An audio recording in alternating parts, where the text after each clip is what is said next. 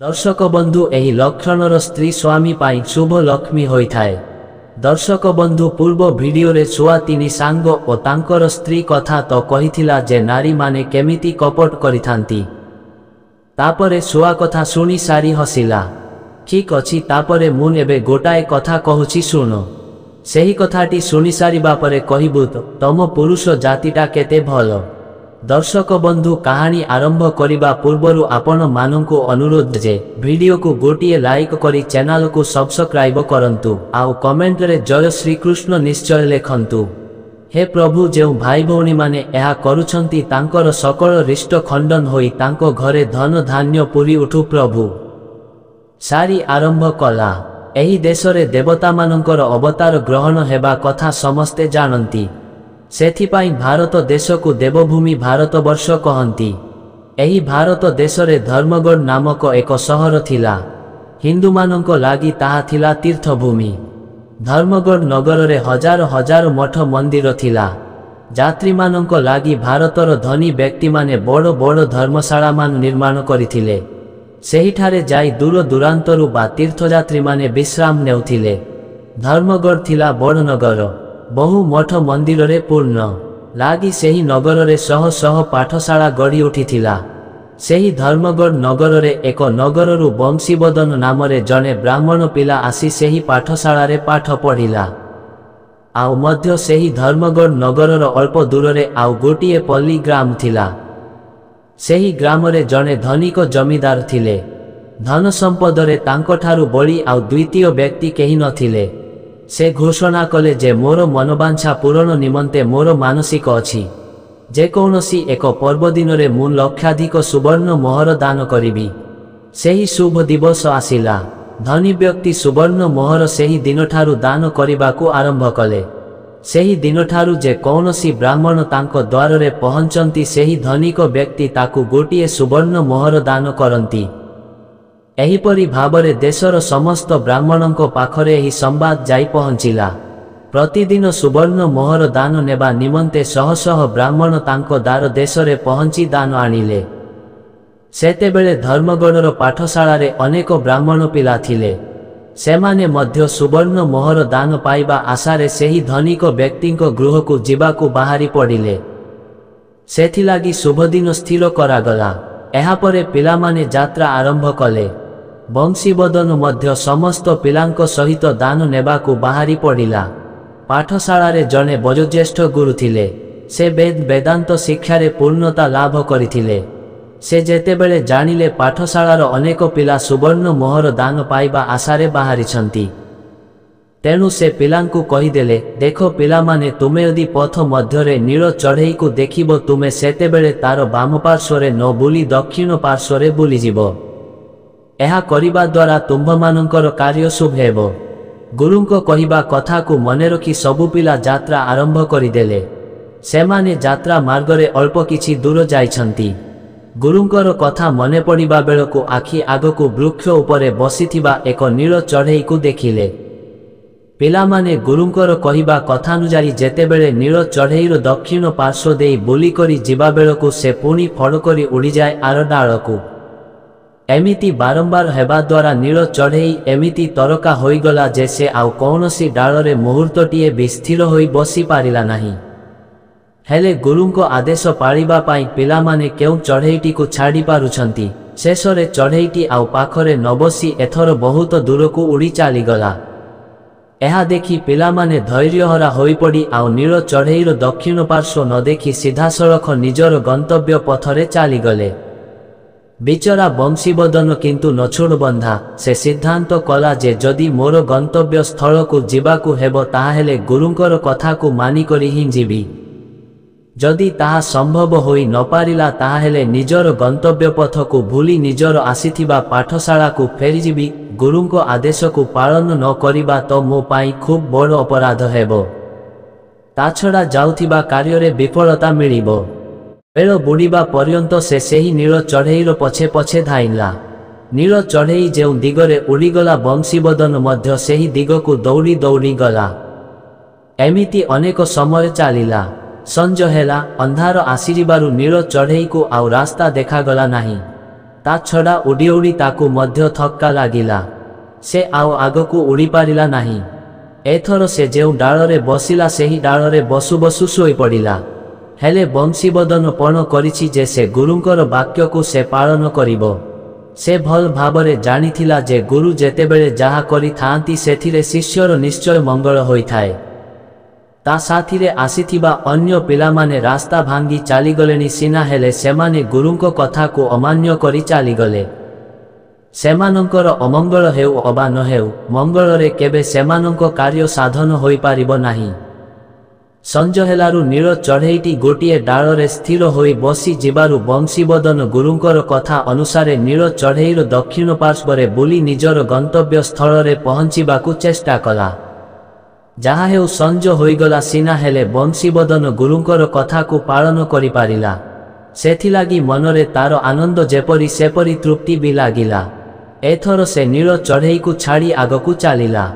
ନୀଳ ଚଢ଼େଇକୁ ଛାଡ଼ିବା ସମୟକୁ ତ ରାତ୍ରି ଅନେକ ହୋଇଯାଇଥିଲା, କିନ୍ତୁ ସେହି ଗ୍ରାମରେ ପହଞ୍ଚିବା ବେଳକୁ ଅନ୍ଧାର ବି ଘୋଟିଗଲା। ଗାଁ ଗଣ୍ଡା ସବୁ ନିଶୁନ ହେବା ପରି ଲାଗୁଥାଏ। କାହାରି ଜଣକର ପାଟି ଶବ୍ଦ ବଂଶୀବଦନ ଶୁଣି ପାରିଲା ନାହିଁ। ଦିନସାରା ପଥ ଚଲା କଷ୍ଟ ମଧ୍ୟ ତାକୁ ହୋଇଛି। କ୍ଷୁଧାରେ ଆଉଟୁ ପାଉଟୁ ହୋଇ ଯାଉଥାଏ। ବିକଳରେ ଲୋକମାନଙ୍କୁ ଖୋଜୁଥାଏ।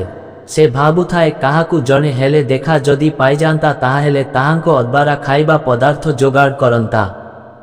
ଏଥର ସମସ୍ତ ଚେଷ୍ଟାରୁ ବିଫଳ ହୋଇ ବଂଶୀବଦନ ଗୋଟିଏ ଗ୍ରାମରେ ଦେଖିଲା ଗୋଟିଏ ଘର ଆଗରେ ବଡ଼ ପିଣ୍ଡା ଅଛି। ପିଣ୍ଡାଟି ଖୁବ୍ ପରିଷ୍କାର, ଯେପରି ଲମ୍ବା ଓସାରରେ ବି ସେହିପରି ବଡ଼। ସବୁ ଦିଗରୁ ନୈରାଶ୍ୟ ହେବା ପରେ ବଂଶୀବଦନ ଟିକିଏ ବିଶ୍ରାମ ନେବା ନିମନ୍ତେ ସେହି ଦୋକାନ ପିଣ୍ଡାରେ ଗାମୁଛା ପାରିଦେଲା ଓ ଗାମୁଛା ଉପରେ ଶୋଇପଡ଼ିଲା। ଯୋଗକୁ ଦେଖି ସେହିଦିନ ସେହି ଦେଶ ରାଜାଙ୍କର କନ୍ୟାର ବିଭାଘର। ବର ଖୁବ୍ ସୁନ୍ଦର ବେଶରେ ଘୋଡ଼ା ପିଠିରେ ବସିଛି। ନାନା ପ୍ରକାରର ବାଜା ବାଜୁଛି, ତୋପ ଆତସବାଜିରେ ରାସ୍ତା ଦୁଲୁକୁଛି। ବର ଆସୁଛି ଆସୁଛି ବୋଲି ଚହଳ ପଡ଼ୁଛି। ହେଲେ ଏତେ ସପନକୁ ରାତି ବା କାହିଁ? ବରର ବାପାଙ୍କର ମନରେ ସରାଗ ନାହିଁ କି ସୁଖ ନାହିଁ।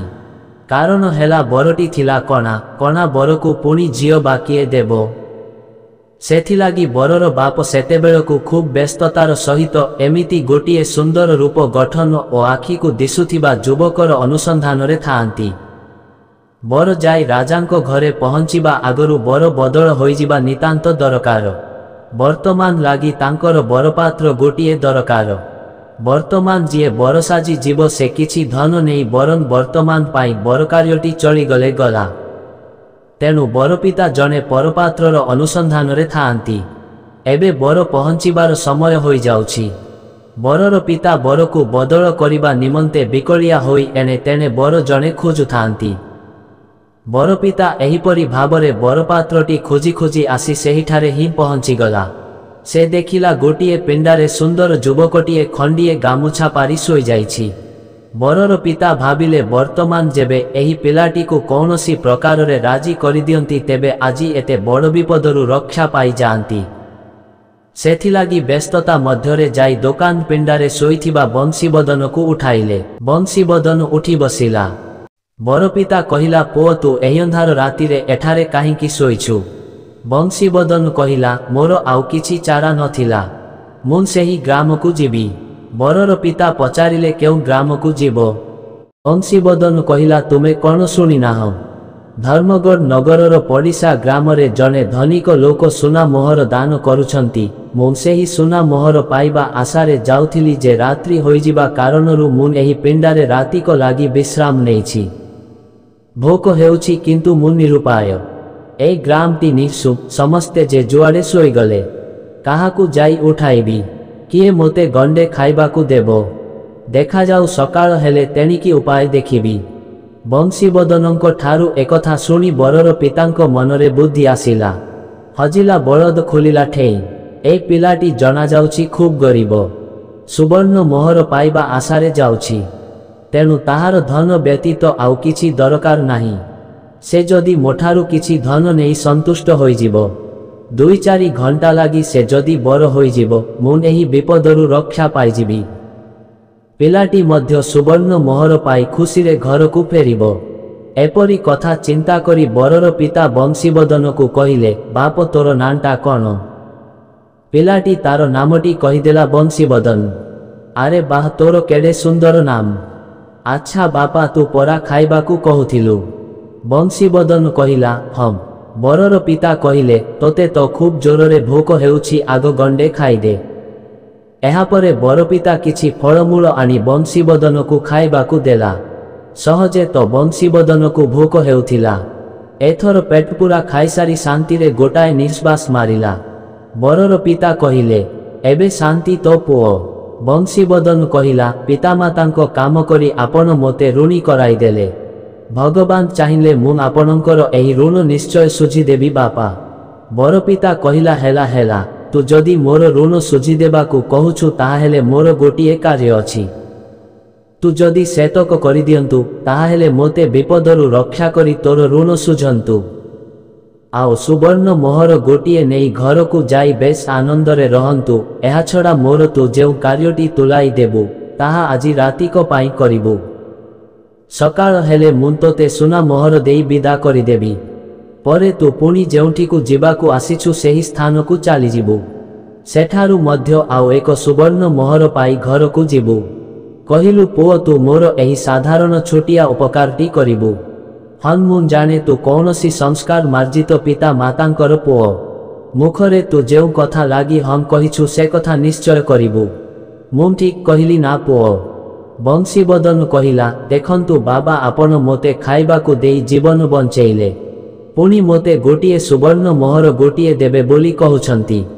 ଏଥର କୁହନ୍ତୁ ମୋତେ ଆପଣଙ୍କ ଲାଗି କେଉଁ କାମ କରିବାକୁ ପଡ଼ିବ? ହଁ, ମୋର ଆଉ ଗୋଟିଏ କଥା, ଆପଣଙ୍କ କାର୍ଯ୍ୟ ସାରି ମୁଁ ସେହିପରି ବ୍ୟବସ୍ଥା କରିବି। ସକାଳୁ ସକାଳୁ ଏ ସ୍ଥାନ ଛାଡ଼ି ସେହି ଗ୍ରାମକୁ ଯିବି। ସେହିପରି ଯଦି କରିଦେବେ ତାହାହେଲେ ମୁଁ ଆପଣଙ୍କ କାର୍ଯ୍ୟ କରିଦେବା ପାଇଁ ଆଦୌ କୁଣ୍ଠିତ ହେବି ନାହିଁ। ବରର ପିତା କହିଲେ, ତୁ ତାହାହେଲେ ସତ କହୁଛୁ ନା? ମଝିରେ କଥା ବଦଳାଇ ଅସତ୍ୟ ହେବୁ ନାହିଁ ତ? ବଂଶୀବଦନ କହିଲା, ଗୁରୁ ମୋତେ ଶିଖାଇଛନ୍ତି ଯେ ତୁମେ କାହାକୁ କିଛି କରିଦେବାର ଯଦି ପ୍ରତିଶ୍ରୁତି ଦେବ ତାହାହେଲେ ପ୍ରାଣ ବରଂ ଚାଲିଯିବ, କିନ୍ତୁ ବା ବଚନ କେବେ ଖଣ୍ଡନ କରିବ ନାହିଁ। ମୁଁ ଯେତେବେଳେ ଆପଣଙ୍କୁ ବଚନ ଦେଉଛି ତାହାହେଲେ ବଚନ ଖଣ୍ଡନ କରିବାର ପ୍ରଶ୍ନ ଉଠିବ ନାହିଁ। ବଂଶୀବଦନଙ୍କ କଥା ଶୁଣି ବରର ପିତା ଖୁବ୍ ଆନନ୍ଦ ହୋଇଯାଇ କହିଲେ, ତୁ ପୁଅ ମୋତେ ଆଜି ଗୋଟାଏ ବଡ଼ ବିପଦରୁ ବଞ୍ଚାଇଦେଲୁ। ବିପଦଟା ଏପରି ଯେ ମୋର ପୁଅ କଣା, ସେଥିଲାଗି ଝିଅଟିଏ ଦେବାକୁ ଯିଏ ଆସୁଥିଲା ସେତିକି ଦେଖି ମୁଖ ଆମ୍ବିଳା କରି ଫେରି ଯାଉଥିଲା। ଏବେ ମୋ ପୁଅର ବାହାଘର। କନ୍ୟାର ପିତା ଜାଣନ୍ତି ନାହିଁ ଯେ ସେ ଯାହାକୁ ଜଏନ୍ କରିବାକୁ ଯାଉଛନ୍ତି ସେ ଗୋଟାଏ କଣା। ଗୋଟିଏ ଆଖିକୁ ଦିଶୁଛି ତ ଅନ୍ୟ ଆଖିକୁ ଦିଶୁନାହିଁ। ଏତିକି ଅସୁବିଧା ବ୍ୟତୀତ ମୋର କ'ଣ ବା ନାହିଁ? ଗୋଟାଏ ରାଜାର ଯାହା ନଥିବ ତାର ଦୁଇଗୁଣ ଧନ ମୋର ଅଛି। ଗୋଟାଏ ବୋଲି ପୁଅ ମୋର। ଘରକୁ ପୁଅ ବିଭା କରି ବୋହୂ ଗୋଟିଏ ଆଣିବା ଲାଗି ମୋର କି ବିକଳ ହେଉଛି। ଯାହା ହେଉ ବାପ, ତୁ ବି ମୋର ଗୋଟାଏ ପୁଅ। ଆଜି ଏହି ବିପଦରୁ ତୁ ମୋତେ ବଞ୍ଚାଇଦେଲୁ। ବଂଶୀବଦନ ବରର ପିତାଠାରୁ ସବୁ ଶୁଣିସାରି କହିଲା, କୁହନ୍ତୁ ଏଥିଲାଗି ମୋତେ ପୁଣି କ'ଣ କରିବାକୁ ହେବ? ସେତକ ଉପକାର କରିଦେଇ ସକାଳୁ ସକାଳୁ ମୋତେ ଏ ଗ୍ରାମ ଛାଡ଼ି ଆର ଗ୍ରାମକୁ ଯିବାକୁ ହେବ। ବରର ପିତା କହିଲେ, ସେତେ ବଡ଼ କଥା ନୁହଁ ପୁଅ। ଖୁବ୍ ଛୋଟିଆ କାର୍ଯ୍ୟ ଗୋଟିଏ। ପୁଅ ମୋର ବର ବେଶ ହୋଇ ଆସିଛି। ତୁ କେବଳ ତାର ବର ପୋଷାକ ପିନ୍ଧି ପାଲିଙ୍କିରେ ବସି ବାହାହେବା ଲାଗି 2 ଘଣ୍ଟା ଲାଗି କନ୍ୟା ଘରକୁ ଯିବୁ। କନ୍ୟା ସହିତ ତୋର ବାହାଘର ହୋଇଯିବା ପରେ ତୋର କାମ ସରିଲା। ତେଣିକି ମୁଁ ବୋହୂକୁ ନେଇ ଆସିଲେ ପୁଣି ଏଇଠି ତୁ ତୋର ପୋଷାକ ପିନ୍ଧି ତୋ କାର୍ଯ୍ୟରେ ଯିବୁ, ଆଉ ପୁଅ ମୋର ତାର ବର ପୋଷାକ ପିନ୍ଧି ମୋ ଗ୍ରାମକୁ ବାହୁଡ଼ି ଯିବ। କଥା ଦେଇଥିଲା ଯେତେବେଳେ ବଂଶୀବଦନ ରାଜି ହୋଇ ବରବେଶ ହୋଇ ପାଲିଙ୍କିରେ ବସି ବାହାହେବାକୁ ଗଲା। ବର ରାଜନଅରରେ ପହଞ୍ଚିବା ବେଳକୁ ବହୁତ ଲୋକ ବରରୂପ ଦେଖିବା ଲାଗି ବର ପାଖକୁ ଲମ୍ବା ଲାଇନ୍ ଲଗାଇଥିଲେ। ସମସ୍ତେ ବରର ରୂପ ଦେଖି ଖୁସ୍। ସମସ୍ତଙ୍କ ମୁଖରେ ସେହି ଗୋଟିଏ କଥା, ରାଜା ଝିଅ ପାଇଁ ବର ରୂପ ଖୁବ୍ ଚୋଖା ହୋଇଛି। ହଁ, ବିଧାତା ନିର୍ମାଣ, ଯାହାର ଯାହା ଘରେ ଚାଉଳ ପଡ଼ିଛି ବିଧାତା ତାହା ହିଁ ଜୁଟାଇ ଦିଅନ୍ତି। ଓଆସ ଲୋକେ ଯେଉଁମାନେ ବରକୁ ଦେଖିଲେ ସେମାନେ ବିବରର ରୂପ ଦେଖି ଆନନ୍ଦ ହେଲେ। ବିଭାଘର ସରିଲା, ତାପରେ ଝିଅ ଜ୍ୱାଇଁ ମଧୁସଜା ଘରକୁ ଗଲେ। ଏବେ ରାତି ହେଲେ କ'ଣ ହେବ? ଦିନସାରା ଉପାସରେ ଥିଲା ବଂଶୀବଦନ। ବରର ପିତା ଫଳମୂଳ କିଛି ଦେଇଥିଲା, ସେଇଟା ତ କେତେବେଳୁ ହଜମ ହୋଇସାରିଥିଲା। ରାତି ପାହିବାକୁ କେତେ ବା ବେଳ ଅଛି। କ୍ଷୁଧାରେ ସେ ଛଟପଟ ହେଲାଣି। ଏଥିରେ ସେ ମଧୁସଜା କରିବାକୁ ଶକ୍ତି ପାଉଛି କେଉଁଠି? ସେ ତାର କ୍ଷୁଧା କଥା ସମ୍ଭାଳି ନପାରି ରାଜା ଝିଅକୁ କହିଲା, ମୋତେ ଖୁବ୍ ଭୋକ ହେଉଛି। ରାଜା ଝିଅ କହିଲା, ସେହି କଥା ମୋତେ ଆଗରୁ କହିଲ ନାହିଁ। ମୁନ୍ଦାସୀ ହସ୍ତରେ ମଗାଇ ଦେଇଥାନ୍ତି। ଏବେ ଆଉ କି ଉପାୟ କରିବି? ତାଛଡ଼ା ଭଣ୍ଡାର ଘର ତ ବନ୍ଦ ହୋଇଯିବଣି। ବଂଶୀବଦନ କହିଲା, ତମେ ଯାହା କର ପଛକେ ମୋ ଲାଗି ଆଗ ଖାଇବାର ବନ୍ଦୋବସ୍ତ କର। ନ ଖାଇଲେ ମୁଁ ଆଉ ସମ୍ଭାଳି ହୋଇ ରହିପାରିବି ନାହିଁ। ରାଜା ଝିଅ ସ୍ୱାମୀଙ୍କ କଥା ଶୁଣି ନାଚାର। ଏବେ ତ କିଛି ଉପାୟ ନାହିଁ। ତେଣୁ ସେ କ'ଣ କଲା ନା, ବନ୍ଦାଣ ଥାଳିରେ ଯେଉଁ ଚାଉଳ ଥିଲା ସେହି ଚାଉଳକୁ ଆଣି ଲୁଗାପଟା ଜାଳି ଭାତ ଗଣ୍ଡାକ ଫୁଟାଇ ଦେଲା। ସେହି ଭାତକୁ ଖାଇ ବଂଶୀବଦନ ଟିକେ ଶାନ୍ତିରେ ନିଶ୍ୱାସ ମାରିଲା। ତାପରେ ଦୁହିଁଙ୍କ ମଧ୍ୟରେ ପ୍ରେମାଳାପ ଜମିଲା। ଏହିପରି ଭାବରେ ମଧୁସଜା ଘରେ ବଂଶୀବଦନ ରାତିଟି ବିତାଇ ତାପରେ ସକାଳ ହେବାରୁ ମଧୁସଜା ଘର ଛାଡ଼ି ପଳାଇ ଆସିଲା। ତାପରେ ବରର ବାପଠାରୁ ସୁବର୍ଣ୍ଣ ମୋହରଟି ନେଇ ପାନ୍ଥଶାଳା ଆଡ଼େ ପଳାଇଗଲା। ବଂଶୀବଦନ ସେ ସ୍ଥାନ ଛାଡ଼ିଦେଇ ଚାଲିଯିବା ପରେ ବରର ବାପ ଏବେ ଗୋଟାଏ ଗୋଳା ଉଠାଇ କହିଲା, ମୋ ପୁଅର ଆଖି କାହିଁକି ଖରାପ ହୋଇଗଲା? ବରର ବାପ ଯେତେବେଳେ ଏକଥା କହିଲା ସେ କଥା ଶୁଣି ସମସ୍ତେ ତାଟକା ହୋଇଗଲେ। ଏକଥା ଶୁଣି ଶାଶୁ ଶ୍ୱଶୁରଙ୍କର ମନ ଖୁବ୍ ଦୁଃଖ ହେଲା। କିନ୍ତୁ ଖୁବ୍ ଚାଲାକ ଥିଲା ରାଜକୁମାରୀ। ସେ ଏକଥା ସବୁ ଜାଣିବା ପରେ ରାଜକନ୍ୟା ଡେରାବାଟ ସେପଟେ ଥାଇ ବରକୁ ଦେଖି ନେଇ ଜାଣିପାରିଲା ଯେ ସେ ଯାହାଙ୍କୁ କାଲି ରାତିରେ ବାହା ହୋଇଥିଲା ସେ କିନ୍ତୁ ଯେ ନୁହଁ। ତାହାହେଲେ ଏହା ଭିତରେ କିଛି ଗୂଢ଼ ରହସ୍ୟ ଅଛି।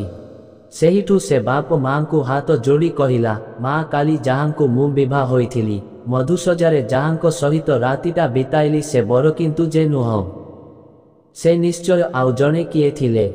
ଆପଣ ରାଜବୈଦ୍ୟ ଡକାଇ ତାର ଆଖି ପରୀକ୍ଷା କରନ୍ତୁ। ରାଜବୈଦ୍ୟ ନିଶ୍ଚୟ ଏହାଙ୍କର ଆଖି କେତେଦିନ ହେଲା ଖରାପ ହେଲାଣି ସେ କଥା ରାଜବୈଦ୍ୟ ନିଶ୍ଚୟ କହିଦେବେ। ଝିଅଠାରୁ ଏକଥା ଶୁଣିବା ପରେ ରାଜା ରାଗରେ ନିଆମ୍ବାଣ ହୋଇଗଲେ। ରାଗ କ୍ରୋଧରେ ବରଯାତ୍ରୀମାନଙ୍କୁ ରାଜଉଆସରୁ ବାହାର କରିଦେଲେ। ଗୋଟିଏ ବୋଲି ଝିଅ ମୋର, ତା କପାଳରେ ପୁଣି ଏରା ଥିଲା। ରାଜାଙ୍କଠାରୁ ଏକଥା ଶୁଣି ରାଜା ଝିଅ କହିଲା, ଯାହା ଭାଗ୍ୟରେ ବିଧାତା ନିଜ ହାତରେ ଲେଖିଦେଇଛନ୍ତି ସେ କଥାକୁ ପୁଣି ଆନ କରିବ କିଏ ବାପା? ତାପରେ ରାଜାଙ୍କର ଛାତି ଉପରେ ନିଜେ ଢଳିପଡ଼ି କହିଲା, ବାପା, ବିଧାତା ମୋ ଲଲାଟରେ ଯାହା ଯାହା ସବୁ ଲେଖିଛନ୍ତି ତାହା ତ ମୋତେ ଭୋଗ କରିବାକୁ ହେବ। ବିଧାତାଙ୍କର ଲେଖାକୁ କେହି କେବେ ବଦଳାଇ ପାରିବ ନାହିଁ। ମୋ ପାଇଁ ତ ବିଧାତା ଦୁଃଖ ଲେଖିଛନ୍ତି। ପୁଣି ସମୟ ଆସିଲେ ସୁଖ ଦେବେ। ସୁଖ ଦୁଃଖ ଏ ଦୁଇଟାକୁ ଯାହା ମୋର ଭୋଗ କରିବାର ଥିବ ତାହା ମୋତେ ଭୋଗ କରିବାକୁ ପଡ଼ିବ। ଆପଣ ଆଉ ଏତେ ମାନସିକ ଚିନ୍ତାରେ ପଡ଼ି ଛଟପଟ ହୁଅନ୍ତୁ ନାହିଁ। କିନ୍ତୁ ମୋର ଆପଣଙ୍କୁ ଏତିକି ଅନୁରୋଧ ଯେ ମୋ ପାଇଁ ଗୋଟିଏ ଛୋଟିଆ କାର୍ଯ୍ୟ କରନ୍ତୁ। ମୋ ପାଇଁ ଗୋଟିଏ ବିଜ୍ଞାପନକୁ ଲେଖି ସେହି ବିଜ୍ଞାପନକୁ ଧର୍ମଗଡ଼ ସହରର ଚତୁର୍ଦିଗରେ ବାଣ୍ଟି ଦେବେ।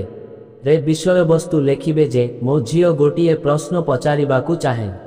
ସେହି ପ୍ରଶ୍ନର ଉତ୍ତର ଯେ ସଠିକ୍ ଭାବରେ ଦେଇପାରିବ ଉତ୍ତରକର୍ତ୍ତାଙ୍କୁ ରାଜ ଦରବାର ତରଫରୁ ଲକ୍ଷେ ସୁବର୍ଣ୍ଣ ମୋହର ପ୍ରଦାନ କରି ପୁରସ୍କୃତ କରାଯିବ। ଝିଅ କଥାରେ ରାଜା ବଡ଼ ବଡ଼ ଅକ୍ଷରରେ ଏକ ବିଜ୍ଞାପନ ଲେଖି ରାଜ୍ୟ ସାରା କାନ୍ଥ ବାଡ଼ରେ ଲଗାଇ ଦେବାର ବ୍ୟବସ୍ଥା କରିଦେଲେ। ରାଜା ଝିଅ ସମସ୍ତଙ୍କ ଲାଗି ଗୀତ ଆକାରରେ ଗୋଟିଏ ପ୍ରଶ୍ନ ପଚାରିଥାନ୍ତି। କିନ୍ତୁ ରାଜା ଝିଅ ଯେଉଁ ପ୍ରଶ୍ନଟି ପଚାରିଥିଲେ ତାର ଉତ୍ତର ଦେବାକୁ କେହି ସକ୍ଷମ ହୋଇପାରିଲେ ନାହିଁ। ତଥାପି ଏହାର ଉତ୍ତର ଦେବା ନିମନ୍ତେ ଯେଉଁମାନେ ରାଜଦରବାରକୁ ଆସିଲେ ରାଜା ତାଙ୍କୁ ଖାଲି ହସ୍ତରେ ନ ଫେରାଇ କିଛି କିଛି ଉପହାର ଦେଇ ଫେରାଉଥିଲେ। ବଂଶୀବଦନଙ୍କର ଦୃଷ୍ଟିରେ ଦିନେ ଏହି ବିଜ୍ଞାପନ ଆସିଲା। ତହୁଁ ବଂଶୀବଦନଙ୍କର ଇଚ୍ଛା ହେଲା ସେ ଏହି ପ୍ରଶ୍ନର ଉତ୍ତର ଦେବା ନିମନ୍ତେ ରାଜଦରବାରକୁ ଯିବେ। ସେଥିଲାଗି ବଂଶୀବଦନ ଶୁଭଦିନର ଶୁଭ ମୁହୂର୍ତ୍ତ ଦେଖି ରାଜଦରବାରକୁ ଆସିଲେ। ରାଜଦରବାରରେ ପହଞ୍ଚିବା ପରେ ବଂଶୀବଦନଙ୍କୁ ପ୍ରଶ୍ନ ଗୋଟିଏ ଗୀତ ଆକାରରେ ଦିଆଗଲା। ବଂଶୀବଦନ ଯେତେବେଳେ ସେହି ପ୍ରଶ୍ନଟିକୁ ଦେଖିଲେ ତାଙ୍କର ପଛ କଥାଗୁଡ଼ିକ ଗୋଟି ଗୋଟି ହୋଇ ମନେ ପଡ଼ିଗଲା। ତାପରେ ସେ ପ୍ରଶ୍ନର ସଠିକ୍ ଉତ୍ତରକୁ ଗୀତ ଛଳରେ ରାଜକୁମାରୀଙ୍କୁ ଦେଲେ।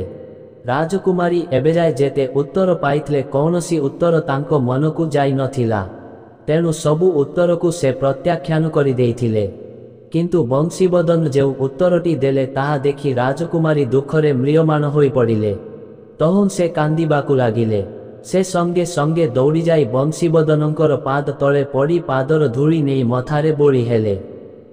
एथर राजकुमारी निजर प्रकृत स्वामी को पाई जेतिकी आनंद हेले राजाराणी मध्य निजर कईं पाई सेतिकी आनंद हेले। एक कथा प्रघट होइजिबा परे राइज सारा आनंदर उत्सव लागी रहिला। सेही दिनठारु बंशीबदन ससुर घरे बसवास कला। राजा झियो मध्य स्वामींकर मन परखी सेवा करुथाए, केही काहाकू दंडे पाखरु अंतर करी रही पारुनथांती। एहीपरि भावरे बंशीबदन ससुर घरे खूब आनंदरे दिन बिताइला। दिनकर कथा बंशीबदन जाई राजांकू कहिला, हे छामु मोर एबे निज घरकू जिबा लागी इच्छा हेउछि। आपण एबे आमकू अनुमति दियंतु। राजा ज्वाईंकर मनर कथा को सम्मति जनाई कहिले, मुन एथर समस्त बंदोबस्त करि देउछि। तापरे राजा निज झियो ज्वाईंक पाई बहु परिमाणरे जानी जौतुक गाड़ी घोड़ा करी बंशीबदनंक घरकू पठाई देले।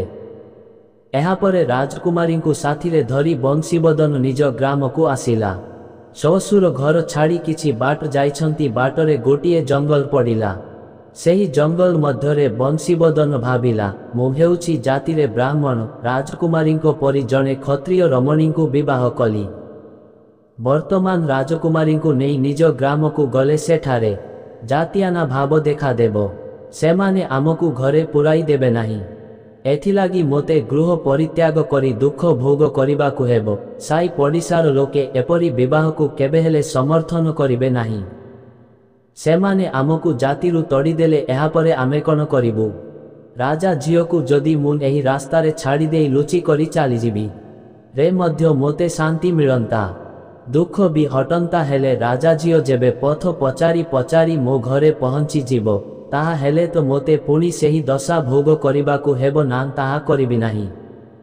शेषरे बंशीबदनंक मुंडरे भूत सवार हेला। से चिंता कला जे मुकु माइले जीव सरी देवंक संगे किंपा करी। एहा भावी बंशीबदन राजा झियोकू सेही रास्तारे मारी पिंगी देई पळाई गला। सारी एथर सुआकू कहिला, एही कथाटीकू तू शुणिलु तो सुआ, एथर काहींकी लाजरे मुहं बुलाउछु। एथर मो कथार जवाब देई कहूना, तुमर एही पुरुष जाति गुड़ाक केते अविश्वासी आउ निष्ठुर। सुविधा पाइले निजर स्वार्थ लागी किपरि नारी हत्या करिबाकू टिकिए हेले भाबंती नाही। केडे बेईमान एही पुरुष जाति। एही भली नारींकू केबे छाड़िबा उचित नुहे। जे निजर स्वामींक ठारे मन प्राण देइथिए, निज स्वामी बिना जे अन्य केउ पुरुष प्रति मन देई न थाए। तो दर्शक बंधु कहानी केमिति लागिला कमेंट माध्यमरे जणांतु। वीडियो को गोटिए लाइक करी चैनल को सब्सक्राइब करी नथिले एबे हिं सब्सक्राइब करी दियंतु। पुणी आसुछु बंधुगण एमिति एक सुआसारी कहानी नहीं। जय श्री कृष्ण। राधे राधे।